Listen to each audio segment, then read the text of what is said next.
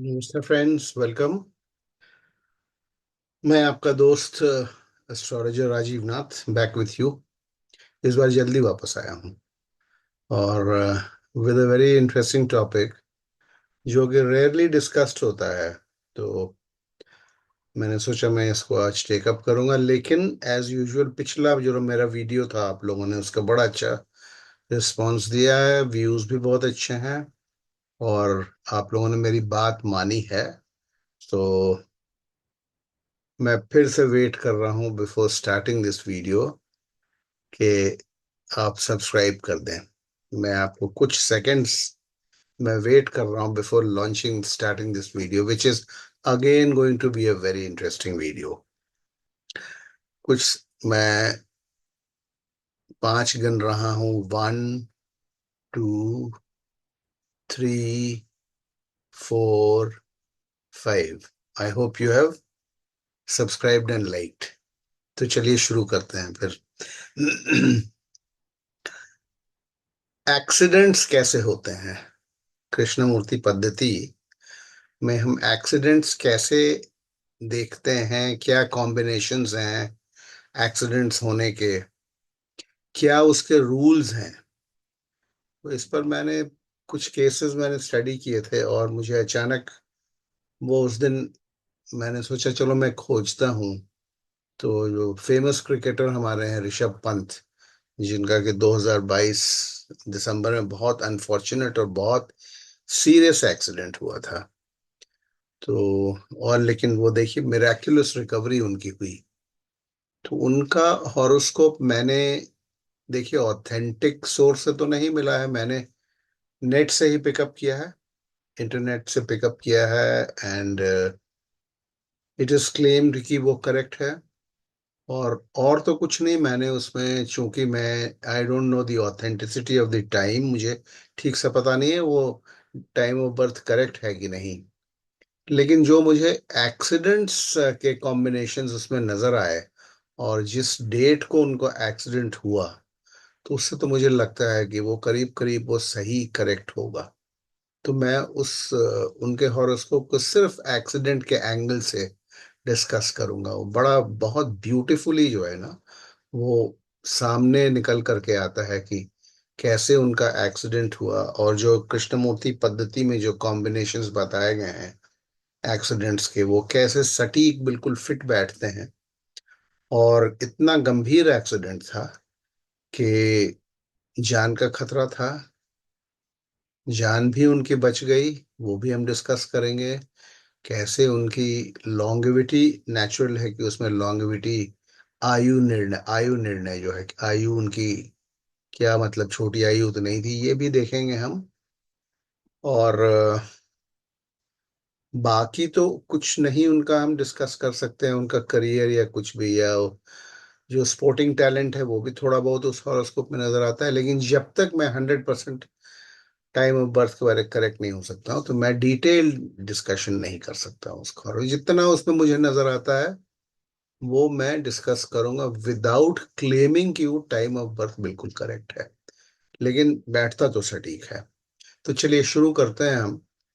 Write up है, पहले हम रूल्स को डिस्कस करते हैं। तो जैसे मैंने आपसे बताया था पिछले हर पिछले मेरे वीडियो में, या शायद उसके पिछले वीडियो में एक्सीडेंट का जिक्र था, शायद वो मैंने अपने हॉरोस्कोप को ही डिस्कस किया था। और एक्सीडेंट में something called the fourth trigon जो होता है उसमें कृष्णमूर्ति पद्धति में बोला जाता है। एक राइटअप छोटा सा है हमारे पास, अभी मैं उसको आपके सामने शेयर करता हूँ। वो जब आता है फोर्थ ट्राइगॉन के कॉम्बिनेशन आते हैं, तब कहते हैं कि खतरा होता है एक्सीडेंट का।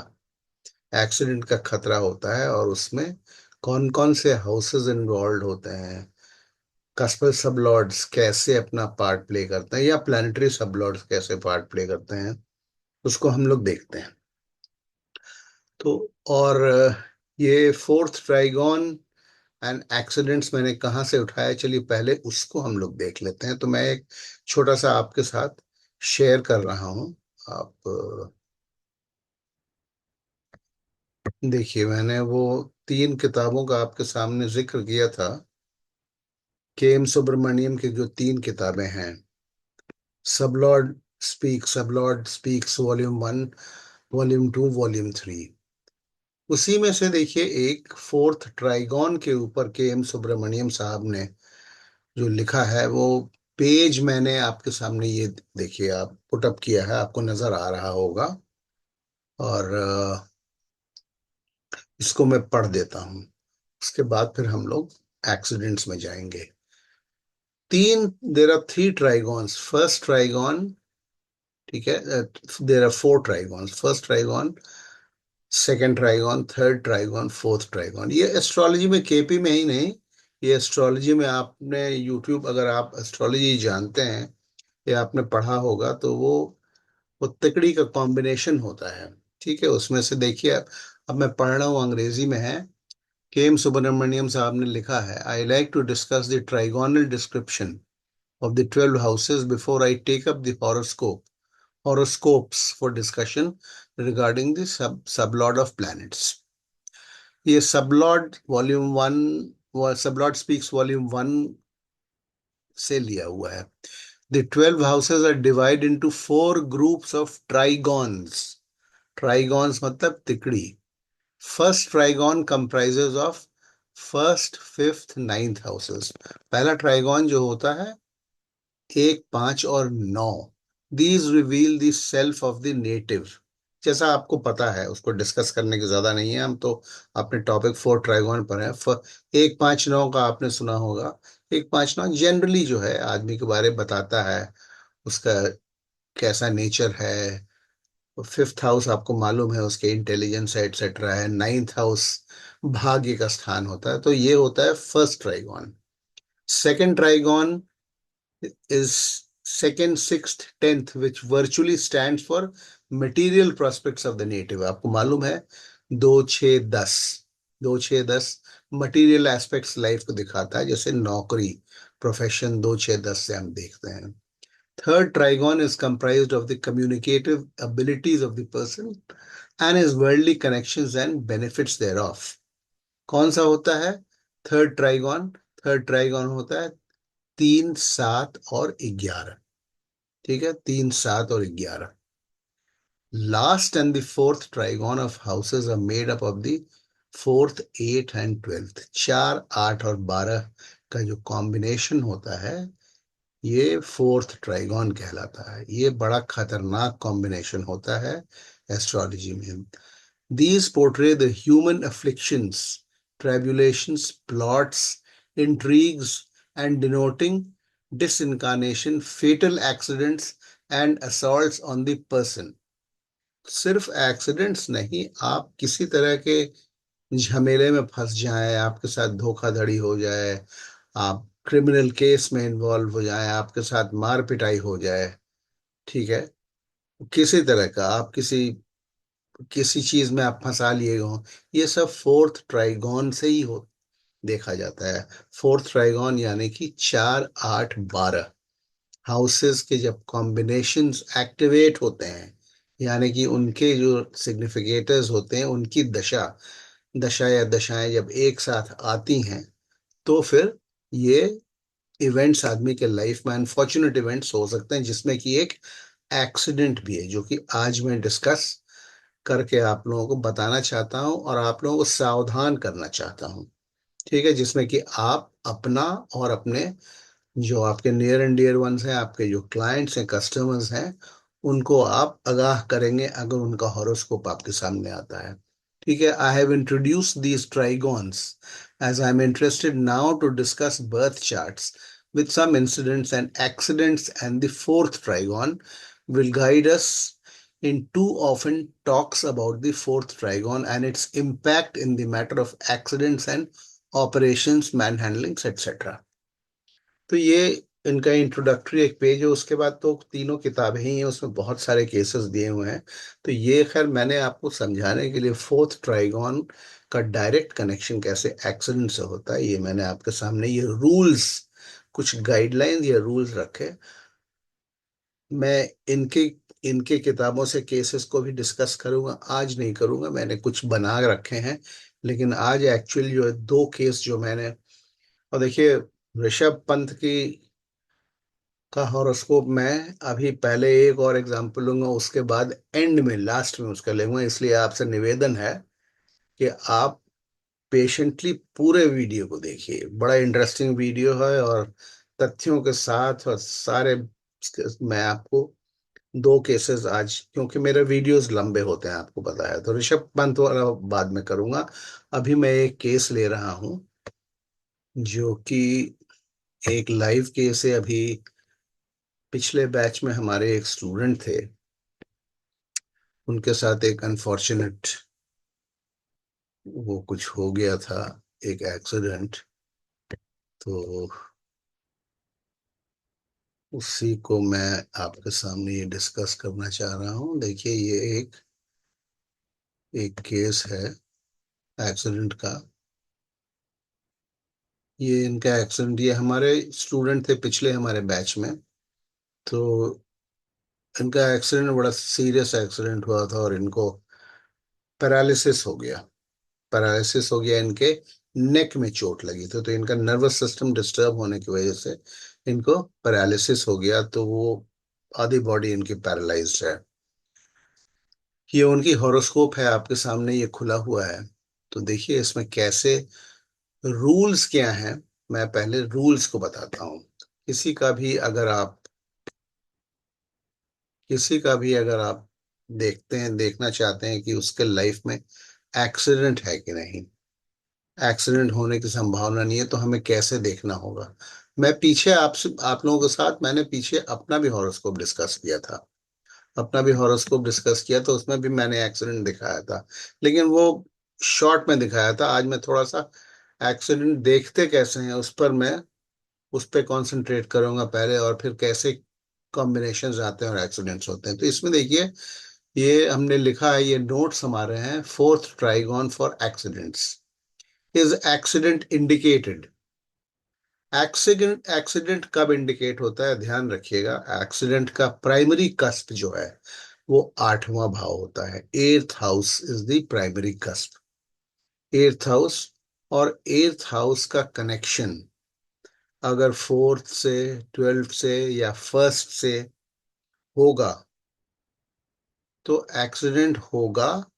फर्स्ट इसलिए बोल रहा हूं कि फर्स्ट इज सेल्फ, एक्सीडेंट तो सेल्फ का ही होता है। तो जब भी आप देखेंगे कि देखिए 4, 8 और 12, 4, 8 और 12 हाउसेस तो सभी के हॉरोस्कोप में हैं। आपके भी, मेरे भी, सभी दुनिया में सभी के हॉरोस्कोप में है। लेकिन सभी का एक्सीडेंट नहीं होता है। और कुछ लोगों का होता है, बहुत गंभीर होता है, कुछ लोगों का माइनर होता है। ये सब मैं आपको एक वीडियो में मैं अपने अपने हॉरोस्कोप में आपको डिस्कस कर चुका हूँ। लेकिन किसका एक्सीडेंट लिखा है ये हमें, जैसे हम लोग के सामने कोई हॉरोस्कोप आता है, तो अगर बच्चे का किसी का हॉरोस्कोप आया तो हम क्या सबसे पहले देखते हैं, लॉन्गेविटी देखते हैं, आयु देखते हैं उसकी है कि नहीं, सब, और बीमारी देखते हैं। एक्सीडेंट्स देखना भी जरूरी है, जिसमें कि हम आगाह कर सकें कि देखिए इस पीरियड में आपकी ये दशा कॉम्बिनेशंस चलेंगी जिसमें कि आपका एक्सीडेंट होने का चांस है। तो इसको चलिए हम एनालाइज करते हैं। Is accident indicated. तो एक्सीडेंट का इंडिकेशन हम कैसे देखते हैं, हम देखेंगे एर्थ कस्पल सबलॉर्ड को देखेंगे। एर्थ कस्पल सबलॉर्ड कौन है, इसमें अगर आप देखेंगे यहाँ एर्थ कस्पल सबलॉर्ड है सैटर्न। एक चीज हमेशा ध्यान में रखिएगा कि कृष्णमूर्ति पद्धति आप पढ़ रहे हैं या पाराशरी ज्योतिष पढ़ रहे हैं, किसी ग्रहों का कारक तत्व जो है वो बहुत इंपॉर्टेंस उसकी होती है। वो कोई भी ग्रह है, वो अपने हिसाब, जहां आप शनि या राहु वगैरह देख लेते हैं, या मंगल भी फॉर टू सम एक्सटेंट, या केतु देखते हैं, और आठवें भाव से कनेक्शन देखते हैं, तो सबसे पहले आपके कान तो यूं ही खड़े हो जाने चाहिए कि ये नेचुरली मैलिफिक प्लैनेट जिनको वैदिक ज्योतिष में कहा गया है वो होते हैं ये, जैसे आठवें भाव का सैटर्न है। लेकिन ये मतलब नहीं कि सैटर्न आपने देख लिया तो इसका एक्सीडेंट हो गई होगा। लेकिन हाँ, सैटर्न अगर आ जाता है, राहु आ जाता है, तो संभावना थोड़ी सी, आठवां भाव वैसे भी दुष्ट भाव माना जाता है, संभावना थोड़ी सी बढ़ जाती है, तो आपके कान खड़े हो जाने चाहिए। अब सैटर्न है, तो सैटर्न देखिए इसमें क्या है, एथ cusp sublord is in the sub of Ketu. आठवां कस्प सबलॉर्ड का सबलॉर्ड कौन है, केतु है, विच रिप्रेजेंट्स मरकरी। केतु क्यों मरकरी को रिप्रेजेंट करता है, क्योंकि केतु मिथुन में बैठा हुआ है। ऊपर हॉरोस्कोप आप देख, ये राशि चार्ट में देखेंगे हम। तो केतु सैटर्न का सबलॉर्ड है, और सैटर्न अपने सबलॉर्ड से गाइडेड होता है। अपने स्टेलर सिग्निफिकेशन कभी मैं दिखाता हूं आपके सैटर्न को, लेकिन केतु मरकरी को रिप्रेजेंट करता है। Mercury which is a strong significator of the eighth house. Mercury strong significator है एट्थ हाउस का। अगर आप नीचे ये टेबल्स देखें तो यहाँ आपको मरकरी, अनटेनेंटेड मरकरी एट्थ हाउस का आपको सबलॉर्ड बन करके, सॉरी, सिग्निफिकेटर बन करके यहाँ आ रहा है। तो एट्थ हाउस का कनेक्शन जो है, एट्थ कस्पल सबलॉर्ड का कनेक्शन एट्थ हाउस से हो गया। दूसरा, मरकरी को देखें, मरकरी और इस हॉरोस्कोप में क्या है, अनटेनेंटेड है। तो अगर अनटेनेंटेड प्लैनेट किसी कस्प का सबलॉर्ड बनता है, तो कस्प का सबलॉर्ड बनता है, तो उस कस्प का, उस भाव का, उस हाउस का, उस घर का वो स्ट्रॉन्ग सिग्निफिकेटर हो जाता है। तो यहाँ मरकरी देखिए लेफ्ट साइड में, ये कर्सर को देखिएगा, फोर्थ हाउस का भी सब लॉर्ड है। तो 4 आ गया और 8 आ गया। 8 में एट्थ हाउस का सिग्निफिकेटर मरकरी, फोर्थ हाउस का अनटेनेंटेड कस्पल सब लॉर्ड है। तो ये 8 को भी सिग्निफाई कर रहा है, 4 को भी सिग्निफाई कर रहा है। और देखिए ये 10th का भी कस्पल सबलॉर्ड है, अनटेनेंटेड है इसलिए कस्पल सबलॉर्ड है। तो फोर्थ और 10th को सिग्निफाई कर, तो 4, 8 और 10 का सिग्निफिकेशन मरकरी का मिल गया। सैटर्न, एट्थ कस्पल सबलॉर्ड सैटर्न का सबलॉर्ड केतु, केतु मरकरी को रिप्रेजेंट करता है। मरकरी देखिए इस टेबल में यहां अगर आइए, 12वें भाव को भी रिप्रेजेंट करता है। तो 4, 8, 12 सारा कनेक्ट हो गया, ठीक है, 8वें हाउस से, 8वें कस्प से। तो इसमें आप अपने क्लाइंट को सतर्क कर सकते हैं कि भाई ऐसा है, एक्सीडेंट के चांसेस आपके हैं। कब हैं ये आप उनको बताना है। अच्छा, उसके बाद हम देख लेते हैं 8वां कस्प सबलॉर्ड सैटर्न था। तो सैटर्न स्टेलर सिग्निफिकेशन पर देखिए, यहाँ पे देखिए सैटर्न फर्स्ट हाउस को दिखा रहा है, सैटर्न 10th हाउस को दिखा रहा है, सैटर्न फिर 7th को दिखा रहा है, 7 सैटर्न 8 को दिखा रहा है। तो ये कोई खास बहुत ज्यादा उसमें direct stellar level signification Saturn के डिस्टर्बिंग नहीं है, लेकिन थ्रू सबलॉर्ड डिस्टर्बिंग है, थ्रू सबलॉर्ड डिस्टर्बिंग है, ठीक है।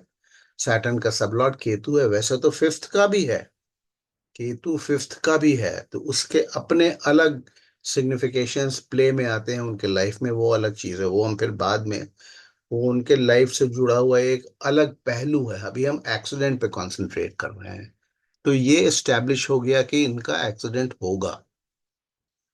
तो एक्सीडेंट कब होता है, एक्सीडेंट होता है जब 4, 8 और 12 की दशा अंतरदशाएं अगर एक साथ प्ले में आ गई और वो एक्सीडेंट कराएंगी। तो रोज भाई देखिए 4, 8 और 12 की दशाएं तो बहुत बहुत दिन चल सकती हैं, कई साल कई महीने चल सकती हैं। तो क्या रोज एक्सीडेंट हो गया, ऐसा तो नहीं होता है, ऐसा नहीं होता है।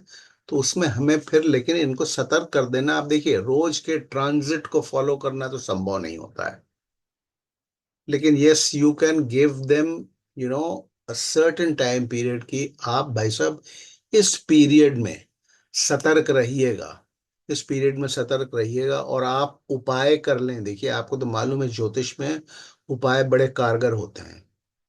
एक्सीडेंट, एक चीज हमें ध्यान रखना है, एक्सीडेंट अगर लिखा है तो वो होगा, आपको भी पता है, होने को हम टाल नहीं सकते हैं, ठीक। लेकिन हम उसको मिटिगेट कर सकते हैं, जो मिजरी है, जो हमें चोट लगनी है उसको हम कम कर सकते हैं। चलिए अब इनका एक्सीडेंट हुआ। एक्सीडेंट कब हुआ इनका? Accident took place on 12/4/2012। 12/4/2012, देखिए यहाँ डेट है, ये हाईलाइट किया हुआ है। 12/4/2012 को इनकी राहु में, राहु की महादशा में बुध की अंतरदशा। अंतरदशा आपको मालूम है कि सबसे ज्यादा इम्पैक्ट अंतरदशा का होता है। और हमने देखा कि बुध जो है 4, 8, 12 सारा कुछ सिग्निफाई कर रहा है। 4, 8, 12 सारा कुछ सिग्निफाई कर रहा है। राहु की महादशा थी। राहु क्या है? राहु, अच्छा एक चीज और है कि जब एक्सीडेंट होगा तो उसमें बाधक और मारक प्लैनेट्स का भी रोल होता है एक्सीडेंट लाने में। 4, 8, 12 के अलावा बाधक मारक प्लैनेट्स भी ज्वाइन करते हैं। तो ये कौन सी इनकी लग्न है? इनकी लग्न है ये कर्क। ठीक है, कर्क। इसमें बाधक कौन सा घर होता है? बाधक इसमें 11वां भाव होता है। ठीक है, तो 11वां भाव का सिग्निफिकेटर देखिए कौन है? राहु है। राहु की महादशा थी। ठीक। बुध की अंतरदशा थी। तो बुध हमने देख लिया, 4, 8, 12 सारा कुछ दे रहा है। जुपिटर की प्रत्यंतर दशा थी। अब जुपिटर के क्या सिग्निफिकेशंस हैं? जुपिटर के सिग्निफिकेशंस हैं, देखिए जुपिटर के सिग्निफिकेशंस हैं 7। 7 क्या है? मारक स्थान होता है। ठीक है, 7 मारक स्थान होता है।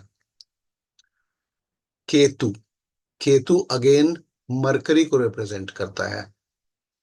मरकरी हमने डिस्कस कर लिया है। और फिर एंड में मरकरी। तो इस पीरियड में जब इनके 7 और 11, राहु 7 और 11 का सिग्निफिकेटर है, मरकरी 8, 6, 4 का सिग्निफिकेटर है, जुपिटर जो है, जुपिटर, जुपिटर को मैंने कहा है, देखिए जुपिटर, जुपिटर को एक सेकंड हम लोग देख लेते हैं। जुपिटर, जुपिटर, जुपिटर 7th तो हमने देख लिया, मार्केश है। तो इतना ही काफी है वैसे, मार्केश है। बाकी 4, 8, 12 तो हमें मिल रहे हैं। हाँ, इसमें एक चीज आपको और देखना होगा, वो शायद साउथ इंडियन चार्ट में इनके होगा। खैर उसको नहीं भी देखते हैं, कोई दिक्कत नहीं है। ये सारे कॉम्बिनेशन डेडली कॉम्बिनेशंस हमें मिल रहे हैं। डेडली कॉम्बिनेशंस हमें मिल रहे हैं इसमें। फिर ये मतलब आप समझिए एक तरह से एक्सीडेंट होना, वो करीब करीब लिखा ही हुआ था कि एक्सीडेंट होगा।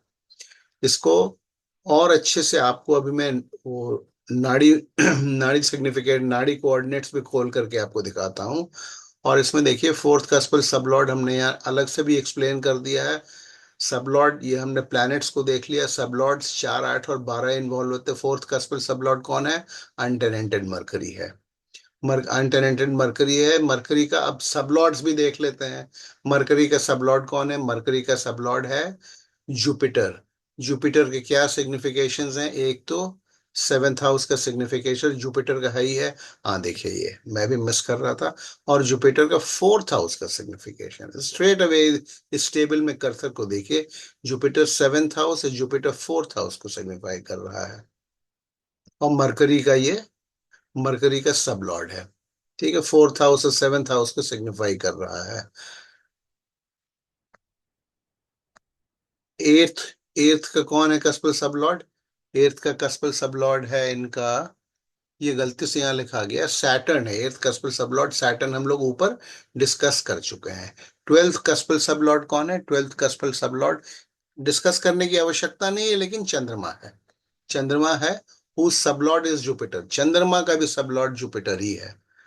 चंद्रमा का सब लॉर्ड भी, चंद्रमा का सब लॉर्ड नहीं, चंद्रमा का सब लॉर्ड मरकरी है। खैर एनीवे, इसको इसको अगर हम ना भी देखें 12 का सब लॉर्ड को, तो कोई बात नहीं। आप इतना इतना काफी है आपको। वैसे मून देखिए, मून फर्स्ट हाउस को दिखा रहा है, मून 10th हाउस को दिखा रहा है। अच्छा 10th हाउस मैंने शायद डिस्कस करना स्किप हो गया। 10th हाउस क्यों अच्छा नहीं माना जाता है? 10th हाउस अदरवाइज करियर वगैरह के लिए तो बहुत अच्छा होता है, लेकिन जहां लॉन्गेविटी है या एक्सीडेंट्स हैं, 10th हाउस क्यों अच्छा नहीं माना जाता है? Because 10th house is negation of the 11th house. 11th house जो क्योर का, रिकवरी का जो घर होता है उसको टेंथ हाउस काटता है। टेंथ हाउस काटता है, इसीलिए टेंथ हाउस अच्छा नहीं माना जाता है। तो चंद्रमा जो है टेंथ हाउस का कारक है। चंद्रमा अपने ही नक्षत्र में बैठा हुआ है। फर्स्ट हाउस को भी रिलेट करता है, एक्सीडेंट में फर्स्ट हाउस का रिलेट होना भी आवश्यक होता है। 12वां भाव हम तो देख चुके हैं, मरकरी ऑलरेडी रिप्रेजेंट करता है। तो इनका एक्सीडेंट हुआ इस दिन। अब हम आ जाते हैं एक बार आपके सामने ना, मैंने इसको कट पेस्ट करके एक जगह आप लोगों के सुविधा के लिए, उसमें मैं बेटर एक्सप्लेन कर पाऊंगा, जिसमें नाड़ी सिग्निफिकेटर्स के साथ मैंने ये चार्ट खोला हुआ है। मैं एक सेकंड टाइम दीजिए, मैं खुद दूसरा स्क्रीन लेता हूँ।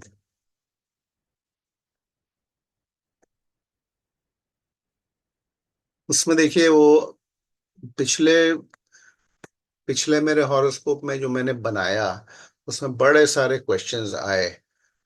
पिछला जो मैंने अभी जो यूट्यूब में मैंने डाला पिछला, उसमें बड़े सारे अनटेनेंटेड प्लैनेट्स को लेकर के बड़े सारे जो हैं सवाल आए। उस पर मैं अब नेक्स्ट जो मेरा वीडियो होगा, मैं उस पर अनटेनेंटेड प्लैनेट्स को लेकर के मैं सारा क्लियर कर दूंगा कि कहाँ है अनटेनेंटेड प्लैनेट। वो अगर हिडन हाउस दिखा रहा है, वो इंडिपेंडेंट हाउस दिखा रहा है, तो मैं उसको बड़ा क्लियर कर दूंगा। हिडन हाउस, इंडिपेंडेंट हाउस, देखिए सारा जो ये सामने टेबल होता है ना कृष्णमूर्ति पद्धति में, सिग्निफिकेटर टेबल, सारा इसमें बहुत साफ साफ स्पष्ट होता है। उसमें कुछ जो है अलग से छिपा हुआ कुछ नहीं होता है। वो बस उसको प्रेजेंट करने का तरीका है। मैं नेक्स्ट वीडियो में बहुत कर दूंगा। देखिए अब इसमें हम आ रहे हैं, एक एक करके हमने राहु को हमने देख लिया। राहु 11th हाउस का सिग्निफिकेटर है। 11th हाउस क्या है? बाधक स्थान है। जुपिटर क्या है? जुपिटर हमने देख लिया। राहु एक्सीडेंट का हुआ, एक्सीडेंट का हुआ राहु मरकरी। मरकरी तो हमने देख ही लिया, 4, 8, 12 सारा कुछ मरकरी दे रहा है। सबलॉर्ड्स को अभी हम देख चुके हैं, फिर से एक बार देख लेंगे। और जुपिटर हमने देख लिया, 4 दिखा रहा है जुपिटर, और मार्केश बन रहा है, 7th हाउस भी दिखा रहा है। केतु हमने देख लिया, मरकरी हमने देखी। ये देखिए नाड़ी यहाँ पर, नाड़ी नाड़ी चार्ट, नाड़ी वो खुले हुए हैं। तो इसमें कोई भी अगर आप इसमें से उठाना चाहें, मरकरी को उठा लेते हैं हम। मरकरी इसमें सबसे खतरनाक प्लैनेट है भाई, क्योंकि वो सारा 8, 4, 12, 6 भी दे रहा है। 6 बीमारी का घर होता है। तो मरकरी को आप देखिए यहाँ पे, let us take Mercury. Let us take Mercury. ये देखिए यहाँ कर्सर को देखिएगा नीचे, ये प्लैनेट है ना, ये प्लैनेट के सामने मरकरी एज अ प्लैनेट क्या दिखा रहा है? 3, 8 और 12। 3, 8 और 12 से क्या मतलब है? 3, 8 और 12, 3 मरकरी ओन करता है, 3 मरकरी ओन करता है, 12 मरकरी ओन करता है, और मरकरी बैठा का है 8वें भाव में। ठीक है, तो ये तो सोर्स हो गया, जिसको सोर्स बोला है। मरकरी का नक्षत्र के थ्रू क्या मरकरी दे रहा है, ये सबसे इंपॉर्टेंट होता है, जो आप लोगों को मालूम है। तो मरकरी किसके नक्षत्र में बैठा है? मरकरी मरकरी बैठे हैं सैटर्न के नक्षत्र में। और सैटर्न कहाँ बैठे हुए हैं? सैटर्न छठे भाव में बैठे हुए हैं। छठा भाव क्या दिखाता है? छठा भाव बीमारी दिखाता है। ठीक है, तो mercury through it's star Lord, नक्षत्र लॉर्ड, छठे भाव को सिग्निफाई कर रहा है। ठीक है, और ये इसमें मैंने दिखाया नहीं है, लेकिन चूंकि ये अनटेनेंटेड प्लैनेट है मरकरी, तो ये देखिए सबलॉर्ड लेवल, कस्पल सबलॉर्ड चौथे का।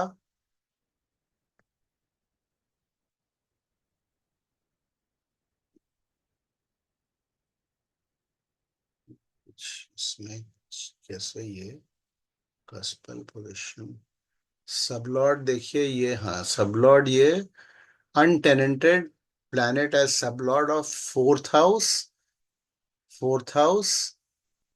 10th हाउस बन गया। फोर्थ हाउस 10th हाउस, और अनटेनेंटेड चूंकि है 8वें भाव में बैठा हुआ है, तो ये फुल्ली 8वें भाव को भी सिग्निफाई कर रहा है। तो 4, 8 ट्वेल्थ हाउस में बैठा, ट्वेल्थ हाउस का ओनर है, लेकिन उसके नक्षत्र में कोई भी ग्रह नहीं है, इसलिए अनटेनेंटेड है। तो 4, 8, 12, 6 जैसे उसमें हमने ऊपर लिखा हुआ दिखाया, देखिए यहाँ पर 8 4 12 6 दिखा रहा है। इनके एक्सीडेंट में बाकी तो सारे जितने प्लेयर्स थे दशा लॉर्ड्स, देवर फ्रिंज प्लेयर्स, लेकिन जैसा आपको मालूम है अंतरदशा सबसे भयंकर, सबसे ज्यादा रोल अंतरदशा का होता है, तो अंतरदशा ने ही इनको एक्सीडेंट दिया। और मरकरी का अब हम आज देख लेते हैं। हर एक ग्रह का सब लॉर्ड देखना जरूरी है, जैसा मैंने पिछले मैंने आपको अपने वीडियो में बताया था। तो मरकरी का सब लॉर्ड कौन है, मरकरी का रिजल्ट जो है कौन क्वालिफाई करेगा, वो जुपिटर जो इनका सब लॉर्ड है वो क्वालिफाई करेगा। कैसे क्वालिफाई करेगा, ये यहाँ पर जो लिखा हुआ है ये इससे क्वालिफाई नहीं करता है। पिछले सबलॉट, पिछले भी मैंने अपने वीडियो में बताया था, यहाँ पर सिर्फ दिया रहता है कि जुपिटर कहाँ बैठे हैं और जुपिटर किस किस घर के लॉर्ड हैं, किस किस घर के ओनर हैं। तो जुपिटर देखिए, ऊपर देखिए, 1 6 9 से क्या मतलब है, 1 6 9 से मतलब है Jupiter is sitting in the first house, Jupiter is sitting in the first house. Jupiter is Lord of the sixth house and Jupiter is Lord of the ninth house.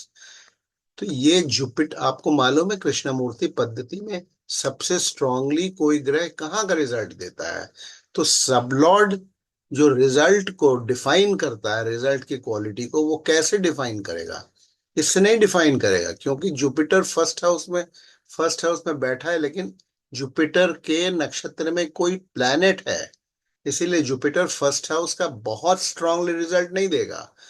तो जो मरकरी के रिजल्ट को Jupiter qualify करेगा, mercury जो छठे भाव का result दे रहा है उसको जुपिटर क्वालिफाई कर, मरकरी 4 8 12 को दे रहा है, इस टेबल में नहीं नजर आ रहा है।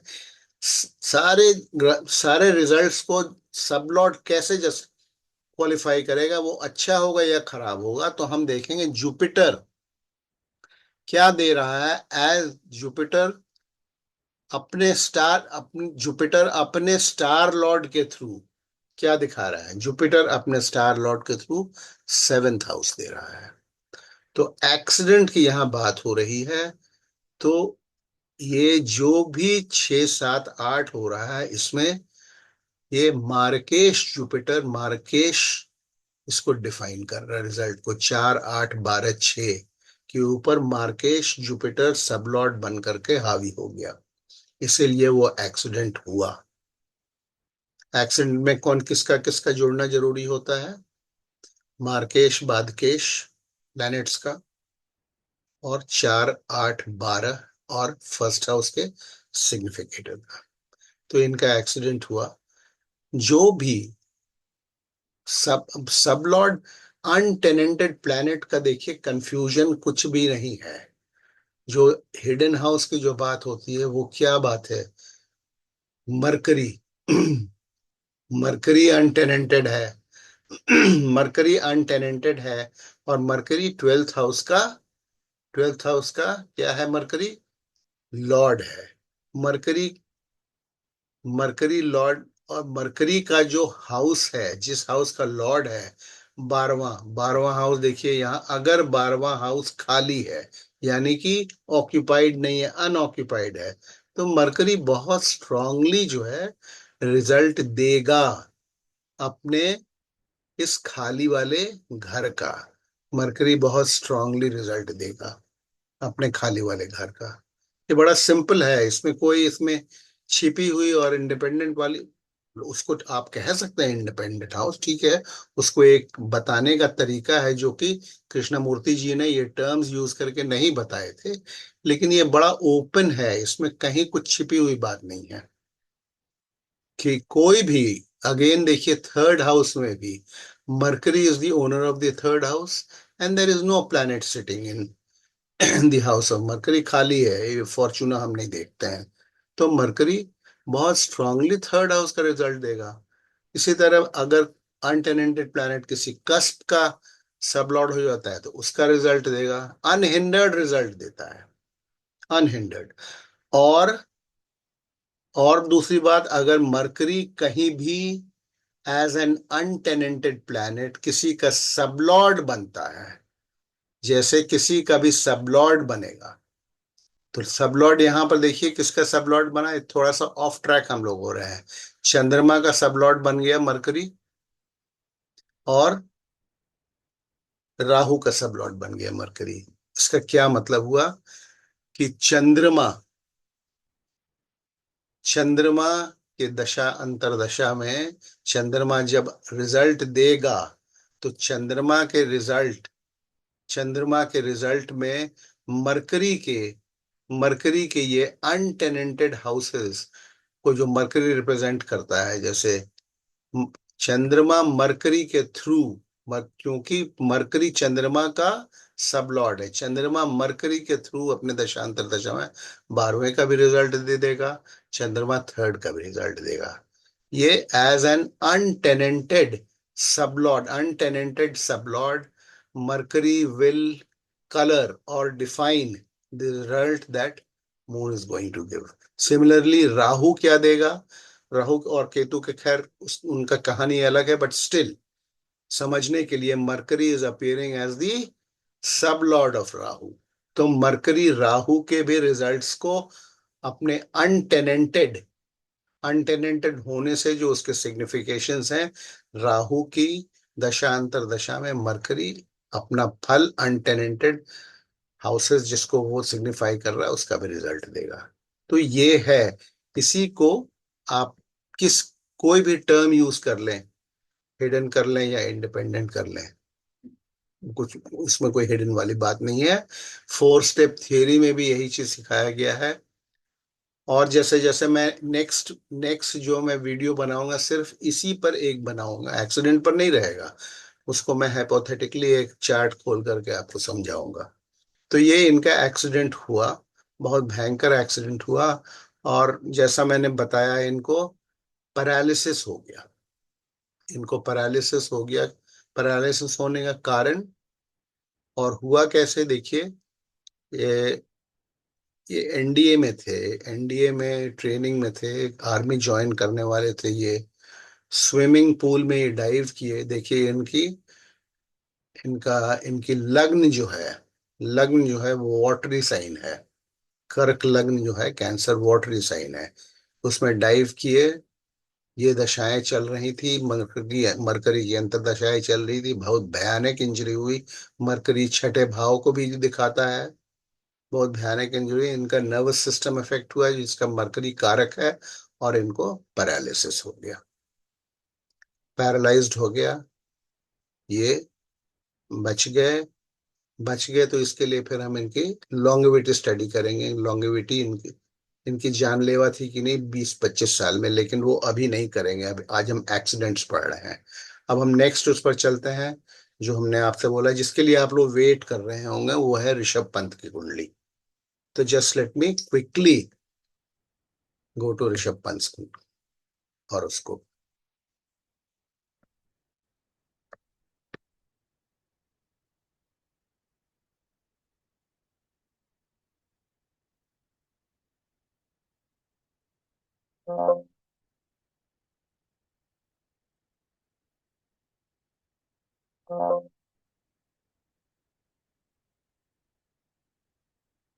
अच्छा चलिए, मैं ऋषभ पंत का खोलता हूँ एक बार, एक सेकंड आप लोग बस just be a bit patient.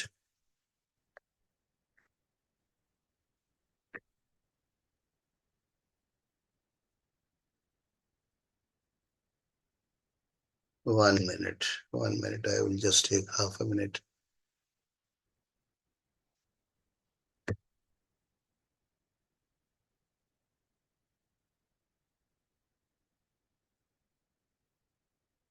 ये देखिए, ये आप लोग देख पाएंगे, ये Rishabh Pant the famous cricketer की का हॉरोस्कोप है, as picked up by me from the internet. तो मैं वाउच नहीं कर सकता हूँ टाइम के लिए, मैंने बीटीआर नहीं किया है, क्योंकि देखिए ऐसा है, इन लोगों का किसी भी सेलिब्रिटी का बीटीआर करना वो थोड़ा वो होता है, जब तक मुझे मतलब I can't do it on my own, because I एक तो मैं उनकी जिंदगी के बारे जानता भी नहीं हूँ, सिर्फ एक्सीडेंट के बारे जानता हूँ। तो लेकिन जो मुझे नजर आया जिस डेट में उनका एक्सीडेंट था वो सब तो नेट पे अवेलेबल है। उसी डेटा को उठा करके मैंने कोशिश किया आप लोगों के सामने इसको रखने का, कि कैसे उनका एक्सीडेंट हुआ, कैसे जस्टिफाइड है, और कैसे वो सरवाइव कर गए इतने सीरियस एक्सीडेंट। और अब वो क्रिकेट खेलने लगे हैं। खैर वो क्रिकेट खेलने लगे हैं उसको नहीं डिस्कस करना हमें, सिर्फ जो है उनके, वो भी थोड़ा सा टच कर दूंगा, लेकिन उनका एक्सीडेंट कैसे हुआ, देखिए ये बहुत ब्यूटीफुल एग्जाम्पल आपके सामने है। मैं इसको कट पेस्ट हमने किया है, मैं सीधे सीधे वहीं चलता हूँ, वो चलता हूँ विदाउट उसमें। तो इसको मैं वो करके,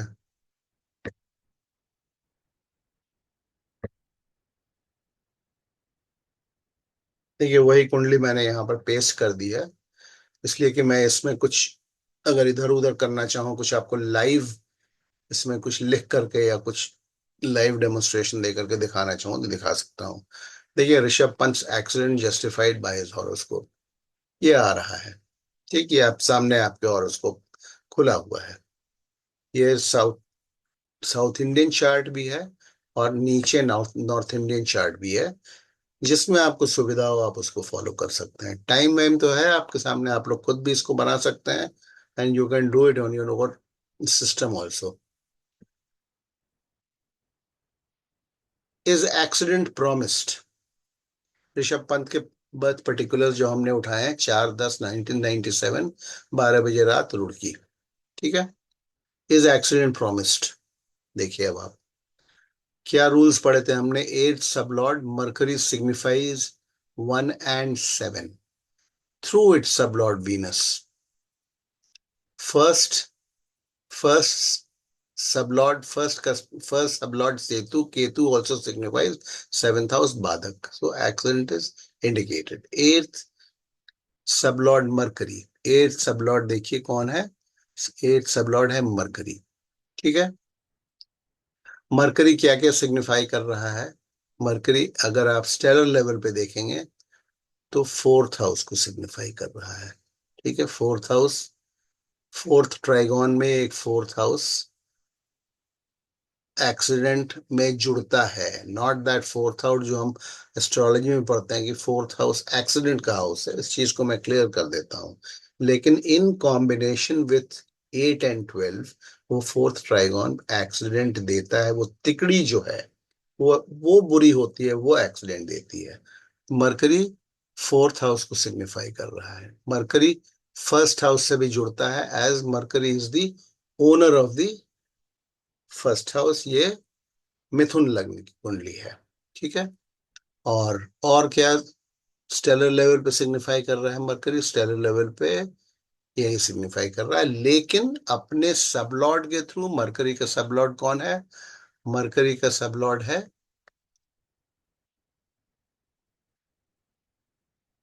through it sublord Venus. It signifies, Venus क्या सिग्निफाई कर रहा है? वीनस देखिए यहां से अगर आप देखेंगे तो वीनस सेवेंथ हाउस को सिग्निफाई कर रहा है। तो सेवेंथ हाउस इनका क्या है? सेवेंथ हाउस मिथुन लग्न वालों के लिए मारक बाधक दोनों होता है। ठीक है। तो आठवें सबलॉर्ड का कनेक्शन मारक और बाधक दोनों से हो गया, तो एक्सीडेंट इंडिकेटेड रहता है। ठीक है। इंडिकेटेड है तो उसमें देखना पड़ता है कि ये ऐसी कॉम्बिनेशन कब आएगा कि एक्सीडेंट ये दे सकता है। इसमें एक चीज पहले मैं आपको बता देता हूं। इनका एक्सीडेंट देखिए कब हुआ था। इनका एक्सीडेंट हुआ था 30 और 31 की रात को, 30 और 31 की रात को, 2022 दिसंबर में, 30-31 की रात को। ठीक है, 2022 दिसंबर में। ये देखिए मैंने यहाँ पे ये डेट को फेंस कर दिया है। ठीक है। हुआ कब था? जुपिटर महादशा, सूर्य, सूर्य की अंतर्दशा, बुध, उसके बाद सैटर्न, और उसके बाद वीनस में एक्सीडेंट का हुआ था। अब हम देखते हैं कि, और इट मे बी नोटेड, एक चीज और ध्यान रखिएगा, कृष्णमूर्ति पद्धति में एक नियम शायद आप लोगों को मालूम है या नहीं है, तो हो जाए कि कोई भी ग्रह है, it may be noted that Jupiter is just on the border line of the eighth cusp, and hence it will give results of the eighth cusp also. Jupiter जो महादशा स्वामी है, वो कौन कौन से हाउस को सिग्निफाई कर रहा है अभी हम देखते हैं। वो कहाँ बैठा है, देखिए यहाँ जुपिटर प्लेसिडियस सिस्टम में 7th हाउस में बैठा है। 18 डिग्री और 23 मिनट का लॉन्गिट्यूड है जुपिटर का, और 8वां भाव है 18 डिग्री 26 मिनट का। और it is on the verge of crossing into the 8th house. तो एक कृष्ण मूर्ति पद्धति में नियम है कि अगर कोई प्लैनेट 3, 3.5, 4 डिग्री किसी नेक्स्ट हाउस के बॉर्डर लाइन पे बैठा हुआ है क्रॉस करने के लिए, तो वो नेक्स्ट हाउस का भी रिजल्ट देना शुरू कर देता है। तो इसमें जुपिटर महादशा लॉर्ड था, तो वो 8वें भाव का भी रिजल्ट देगा। अब हम देखते हैं कि अदरवाइज ये दशा कॉम्बिनेशंस में जुपिटर क्या सिग्निफाई कर रहा है। देखिए आप यहाँ पे इस टेबल से देखेंगे तो जुपिटर सिग्निफाई कर रहा है 4th हाउस को। 4th हाउस को जुपिटर सिग्निफाई कर रहा है, और 8th हाउस को हमने बताया कि 8th हाउस के वो कस्प बैठा हुआ है। ठीक है। सन सूर्य, सूर्य की अंतर्दशा तो 4 और 8 आ जाता है। सूर्य की अंतर्दशा थी, देखिए सूर्य कहाँ है, सूर्य अगेन 4th हाउस। मरकरी, ये देखिए कहाँ, मरकरी 4th हाउस। इत्तेफाक देखिए कि चार, तीन ग्रह जो फोर्थ के स्ट्रॉन्ग सिग्निफिकेटर हैं, उनकी दशा, महादशा अंतरदशा कॉम्बिनेशन, महादशा अंतरदशा प्रत्यंतर दशा कॉम्बिनेशन एक साथ आ गई।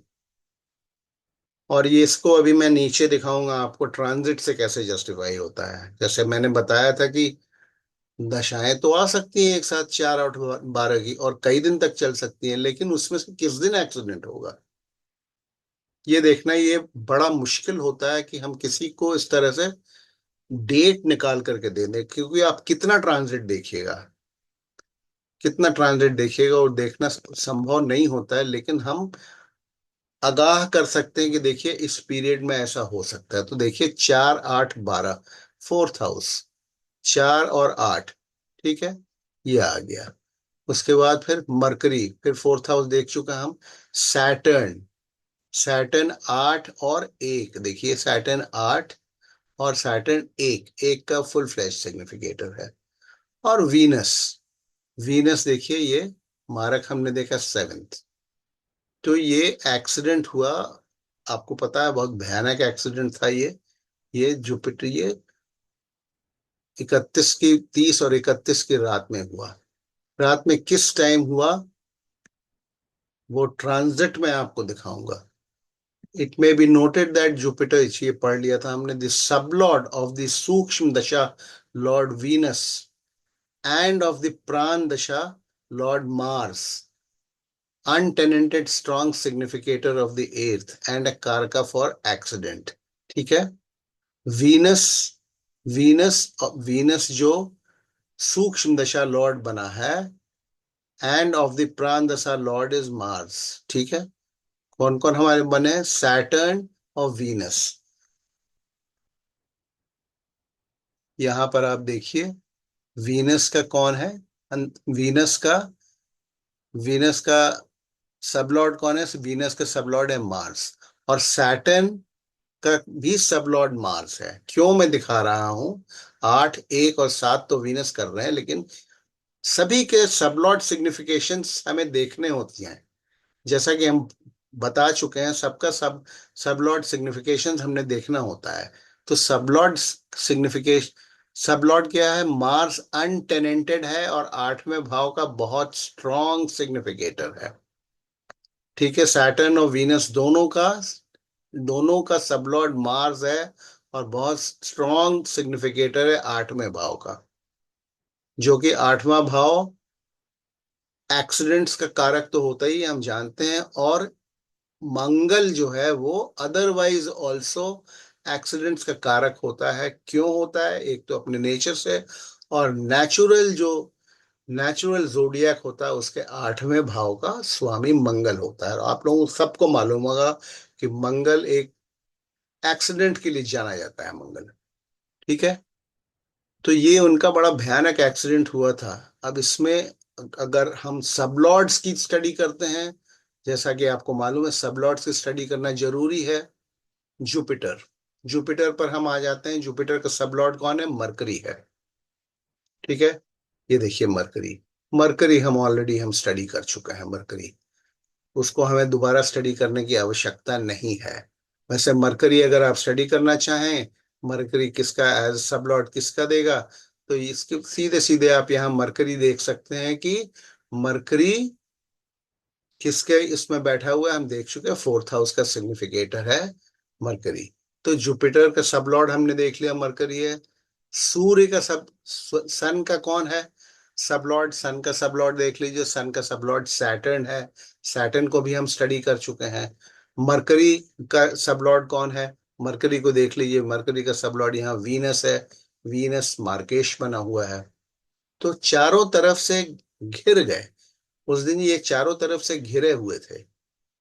ठीक है, अब तो खैर अभी भी अभी इनमें इनकी जुपिटर में मंगल की दशा चल रही है, उसको भी हम डिस्कस कर लेंगे एक सेकंड में। पहले मैं आपको सबसे चमत्कारिक चीज दिखाता हूँ कृष्णमूर्ति पद्धति में।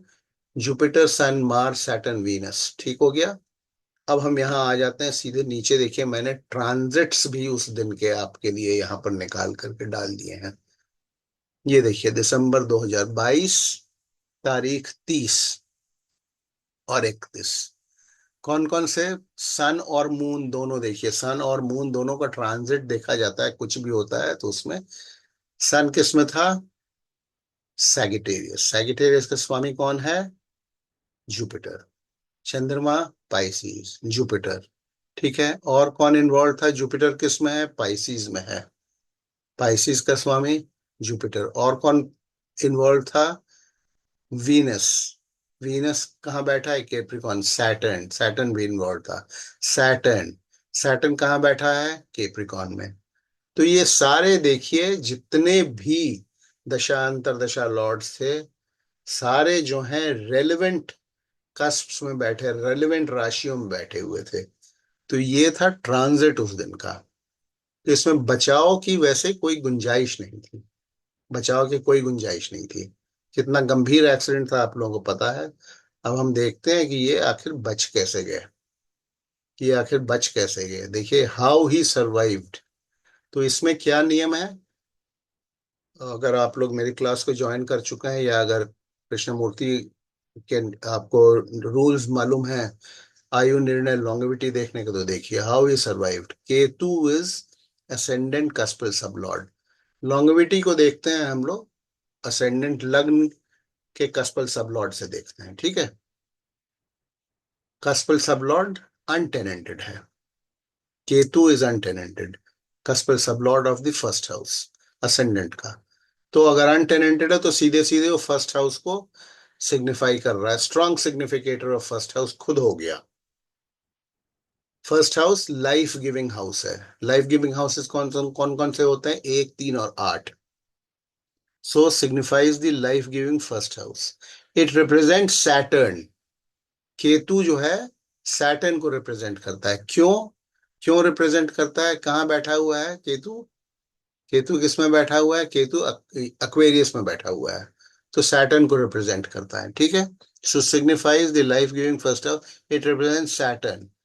Saturn is significator of 1, 3 and 8। 1, 3 and 8, all life giving houses. ठीक है, all life giving houses. Krishnamurti पद्धति में नियम, नियम क्या है कि अगर फर्स्ट कस्पल सब लॉर्ड मारक या बाधक हाउसेस से कनेक्टेड है, जिसमें कि केतु यहां मार्केश है क्योंकि ये सेवेंथ हाउस का सिग्निफिकेटर है। लेकिन रूल सेज कि अगर वो मारक बाधक से कनेक्टेड है, but if at the same time it makes very strong significations with the life giving houses 1, 3 and 8, तो फिर आयु छोटी नहीं होती है, आयु या तो मिडलिंग या लंबी हो।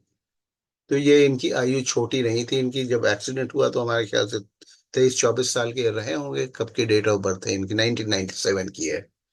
22 में हुआ था, हाँ, तो 25 साल के रहे होंगे।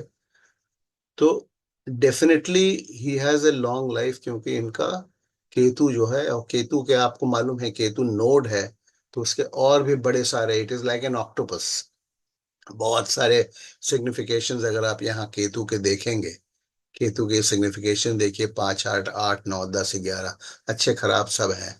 लेकिन मेनली केतु के जो सिग्निफिकेशंस हैं, लाइफ गिविंग सिग्निफिकेशंस, वो हमने यहाँ पर आपको निकाल करके दे दिया, इसीलिए ये बच गए। बच गए। और उसके बाद ये ऋषभ पंत की कुंडली है कि नहीं है, ये तो मुझे पता नहीं है, लेकिन क्या है ऋषभ पंत? ऋषभ पंत एक क्रिकेटर है। क्रिकेटर, स्पोर्ट्समैन किस हाउस से देखा जाता है? Fifth house. फिफ्थ हाउस का सब लॉर्ड कौन है? कस्पल सब लॉर्ड कौन है फिफ्थ हाउस का? मंगल है। ठीक है, मंगल है, अनटेनेंटेड है। और मंगल के सिग्निफिकेशंस यहाँ देखिए आप, स्टेलर लेवल पे मंगल के सिग्निफिकेशन, फिफ्थ का अनटेनेंटेड है, तो फिफ्थ का बहुत स्ट्रॉन्ग सिग्निफिकेटर है। Fifth is for sports. ठीक है, और मंगल किसको सिग्निफाई कर रहा है? 8वें को कर रहा है। तो इनका अभी अभी जुपिटर में मंगल ही चल रही है, खतरा बना हुआ है। 9th को कर रहा है, उसके बाद फिर और किसको कर रहा है? 10th को कर रहा है, और 11th को कर रहा है। तो मोस्टली अभी जो इनका पीरियड चल रहा है, that is a wonderful period for him. He has to be careful, क्योंकि मार्स 8वें, स्पोर्ट्समैन है, 8वें मार्च से इंजरी भी हो सकती है। बाकी तो इन लोगों ने ज्योतिषी उच्छी से, एस्ट्रोलॉजी से उपाय उपाय अपना ले ही लिया होगा, कर ही रहे होंगे। But he is going through a wonderful period now. ठीक है, कम बैक जब इन्होंने किया, इंजरी जब 22 के बाद जब इंजर्ड रहे, तो वो चंद्रमा की, सूर्य में इनका एक्सीडेंट हुआ, सूर्य की अंतर्दशा में, उसके बाद इंजरी में चंद्रमा की इनकी अंतर्दशा रही होगी, जब वो रिकवर कर रहे होंगे। चंद्रमा क्या दिखा रहा है? चंद्रमा दिखा रहा है थर्ड हाउस को। Third house is the house of courage. Third house is the house of courage, strong will. बगैर स्ट्रॉन्ग विल और करेज के उस तरह की इंजरी से सक्सेसफुली निकल करके वापस आ जाना, और फिर से जो है स्पोर्ट्स ऐसे व्यवसाय में लग जाना, बहुत मुश्किल काम था। और अब मैं, अगर ये हॉरोस्कोप करेक्ट है, तो मंगल की इनकी अंतर्दशा शायद जो है 1 आध साल अभी है, इसमें he will touch very new Heights. आप ऑलरेडी देख रहे होंगे, आप ऑलरेडी देख रहे होंगे, अभी इन्होंने वर्ल्ड कप में अपना कमबैक किया, आईपीएल में कमबैक किया, और अभी बांग्लादेश वाले सीरीज में फर्स्ट टेस्ट में इन्होंने ऑलरेडी 100 बना दिया है। ठीक है, वो तो अभी हम एक सेकेंड उनके हॉरोस्कोप पे वापस चलते हैं। हॉरोस्कोप पे वापस अगर चलेंगे, लाइव में खोल करके इनकी दशा अंतर्दशा आपको दिखा देता हूँ।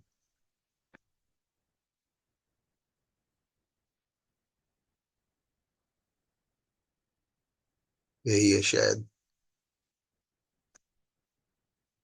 अगर ये हॉरोस्कोप करेक्ट है, मैंने इसमें कोई करेक्शन नहीं किया है। देखिए, इनके जुपिटर की अंतर्दशा चल रही है, 2027 तक चलेगी। अभी इनका चल रहा है रिकवरी में, मैंने बताया था। देखिए, ये कर्सर को देखिए, जुपिटर में मून, इनका रिकवरी का टाइम था। मून जो है इनका थर्ड हाउस का, थर्ड हाउस मतलब करेज और इनिशिएटिव का लॉर्ड है। और अभी चल रही है इनकी मंगल की अंतर्दशा, इनकी चलेगी जून 2025 तक। जून 2025 तक मंगल की अंतर्दशा चलेगी। तो मंगल हमने देखा, मंगल यहाँ पर हमने already we have seen Mangal fifth house का, स्पोर्ट्स के हाउस का अनटेनेंटेड सबलॉर्ड है। मंगल फिफ्थ हाउस का स्ट्रॉन्ग सिग्निफिकेटर ए लेवल का है, क्योंकि अनटेनेंटेड है, ऑक्यूपाई कर रहा है। मंगल एट्थ हाउस का है सिग्निफिकेटर। मंगल नाइन्थ हाउस का सिग्निफिकेटर है। नाइन्थ हाउस, आपको मालूम है, नाइन्थ हाउस भी भाग्य स्थान कहा जाता है। ऑल्दो केपी में उसको बहुत अच्छा नहीं मानते हैं, लेकिन 10th व्यवसाय और 11th, सबके ये अनटेनेंटेड ए लेवल के सिग्निफिकेटर है। So is going through a wonderful period. और अगर मैं कंफर्म हो गया किसी सोर्सेज के थ्रू ये करेक्ट हॉरोस्कोप है, तो इस पे हम अच्छा खासा एक एनालिसिस कर सकते हैं. But right now Rishabh Pant is going through a brilliant phase. Hope you have enjoyed the video. और साइन ऑफ करने के पहले फिर से please subscribe and like. Next video इससे भी और इंटरेस्टिंग रहेगा, क्योंकि आप लोगों की डिमांड जो मेरे पिछले वीडियो को देख करके जो आप लोगों की डिमांड थी कि सब लॉर्ड सब लॉर्ड अगर अनटेनेंटेड हो गया तो कैसे वो एक्ट करेगा, उस चीज को फिर मैं बहुत अच्छे से आपको क्लियर करूंगा एग्जाम्पल लेकर के. Thanks for watching. Have a nice time. Thank you. Bye bye and good night.